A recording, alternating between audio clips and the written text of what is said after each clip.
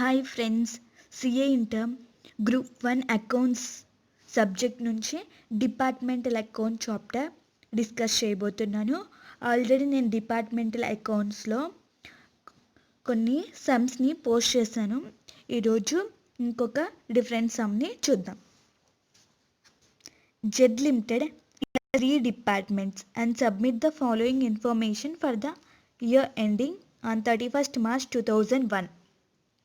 Purchases units ఇచ్చారు. ABC 3 departments units పర్చేజెస్కి ఇచ్చారు. Purchases మొత్తం అమౌంట్ 6 lakhs. సేల్స్ యూనిట్స్ ఇచ్చారు. Selling price per unit, sales యొక్క సెల్లింగ్ ప్రైస్ పర్ యూనిట్ ఇచ్చారు. Closing stocks యూనిట్స్లో ఇచ్చారు. You are required to prepare departmental trading account of Z Limited, assuming that the rate of profit on sales is uniform in each case. మనం ఇప్పుడు trading account Z limited యొక్క trading account prepare చేయాలి. Rate of profit on sale is uniform. Uniform profit. Assume that the rate of profit on sales మీద rate of profit అనేది uniform in each case, ప్రతి కేసులో. ఇప్పుడు మనం trading account prepare చేద్దాం.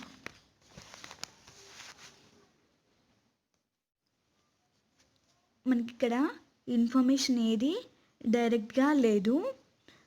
Sales units, selling price ఇచ్చారు, అంటే sales ఒక్కటే మనకి డైరెక్ట్గా ఉంది. ఇంకా ఏ ఇన్ఫర్మేషన్ మనకు ట్రేడింగ్ అకౌంట్కి కావాల్సిన ఇన్ఫర్మేషన్ ఏది డైరెక్ట్గా లేదు. సో మనం వర్కింగ్ నోట్ని ప్రిపేర్ చేద్దాం. మనం వర్కింగ్ నోట్లో ఫస్ట్ పర్చేస్ యూనిట్స్ ఇచ్చారు, సెల్లింగ్ ప్రైస్ ఇచ్చారు. Selling price of purchase unit calculate చేద్దాం. 6000 into 40. A 6000 into 40. B 12000 into 45. C 14400 into 50. Total add చేస్తే total selling price of purchase units వస్తుంది. పర్చేస్ యూనిట్స్ యొక్క selling price. Already వాళ్ళు ఇక్కడ purchases amount ఇచ్చారు 6 lakhs. So మనం purchase amount given already ఇచ్చింది, less చేస్తే 6 lakhs 9 lakhs వస్తుంది. టోటల్ పర్చేసెస్ సెల్లింగ్ ప్రైస్లో నుంచి పర్చేసెస్ కాస్ట్ తీసేస్తే మనకి టోటల్ సెల్లింగ్ ప్రైస్లో నుంచి కాస్ట్ తీసేస్తే ఏమొస్తుంది? గ్రాస్ ప్రాఫిట్ వస్తుంది.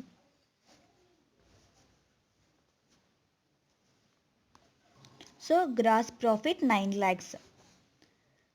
ఇప్పుడు gross profit percentage 9 lakhs divided by 15 lakhs into 100. 60%. 60% selling ప్రైస్లో ఉన్నది పర్సంటేజ్. మనకి సెల్లింగ్ ప్రైజెస్ ఆల్రెడీ ఇచ్చారు 40 రూపీస్, 45, 50. ఈ సెల్లింగ్ ప్రైస్లో ఉన్న ప్రాఫిట్ మార్జిన్ 60% తీసేస్తే మనకు పర్చేస్ చేసిన యూనిట్స్ యొక్క కాస్ట్ వస్తుంది.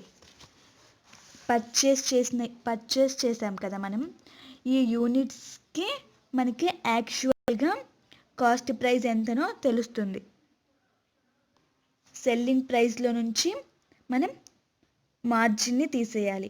40లో నుంచి 60% తీసేయాలి. తీసేస్తే మనకు పర్చేస్ చేసిన యూనిట్స్ యొక్క ప్రైస్ వస్తుంది. 40 మైనస్ 60%, 16 పర్చేస్ చేసిన ప్రైస్. అలాగే 45 మైనస్ 16, 45 మైనస్ 60%, 18. సో ఇప్పుడు 40లో నుంచి minus 60%, minus 60%, minus 60% profit margin తీసేస్తే 16, 18, 20 పర్చేస్ ప్రైస్ యూనిట్స్ వస్తాయి. ఇప్పుడు 6000 into 16 చేస్తే మనకి పర్చేస్ చేసిన యూనిట్స్ వస్తుంది. ఇప్పుడు మనకి purchases, sales closing stock units తెలుసు. ఇప్పుడు మనం ఓపెనింగ్ స్టాక్ క్యాల్కులేట్ చేద్దాం.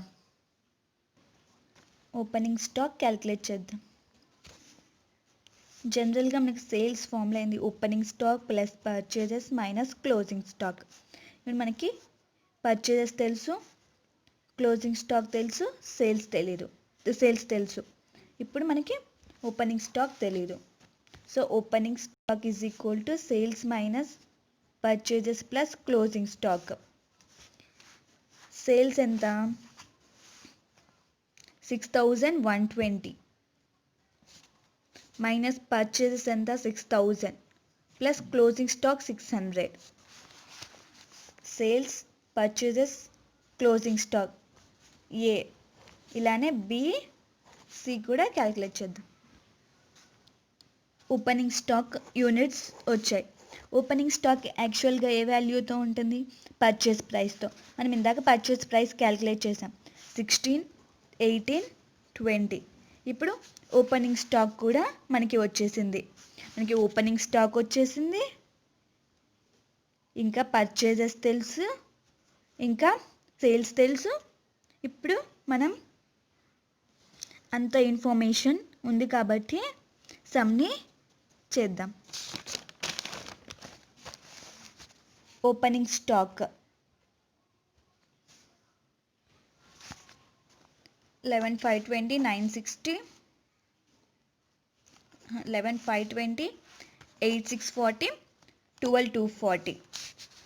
ఏ department? A opening stock 11,520, B 8,640, C 12,240. Purchases కూడా 6,000 ఇంటూ 16, 12,000 ఇంటూ 8, 14,000 ఇంటూ 20 చేస్తే 96,000, 2,16,000, 2,88,000. ఇప్పుడు సేల్స్ కూడా 6,120 ఇంటూ 14 చేస్తే సేల్స్ వస్తుంది. మనకి క్లోజింగ్ స్టాక్ యూనిట్స్ కూడా పర్చేస్ ప్రైస్తోనే ఉంటాయి కాబట్టి ఇంటూ 16 చేస్తే ఇప్పుడు మనం పర్చేజెస్ వచ్చేసి 6,000 ఇంటూ 16 చేసాం. అలాగే క్లోజింగ్ స్టాక్ కూడా 600 ఇంటూ 16 చేస్తే మనకి వాల్యూస్ వస్తాయి. ఇప్పుడు మనము సేల్స్, క్లోజింగ్ స్టాక్ నోట్ చేద్దాం. ఇప్పుడు మనము సమ్ని క్యాల్కులేట్ చేస్తే మనకి గ్రాస్ ప్రాఫిట్ బ్యాలెన్సింగ్ ఫిగర్ వస్తుంది. సో గ్రాస్ ప్రాఫిట్ క్యాల్కులేట్ చేసేసాను. సో మీరు మెయిన్గా ఇక్కడ ఈ సమ్ మొత్తం మీరు అనలైజ్ చేయాల్సిన పాయింట్ ఒక్కటే. పర్చేజ్ యూనిట్స్ని సెల్లింగ్ ప్రైస్తో మనం మల్టిప్లై చేసి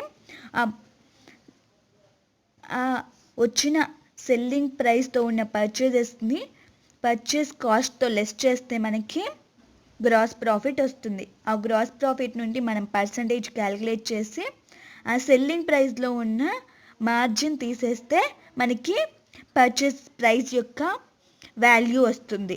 సో మీరు ఈ ఒక్కటి అనలైజ్ చేసుకుంటే సమ్ మొత్తం ఈజీగా సాల్వ్ చేయొచ్చు. ఈ సమ్ మీకు క్లారిటీగా అర్థమైందని అనుకుంటున్నాను. Okay friends, bye.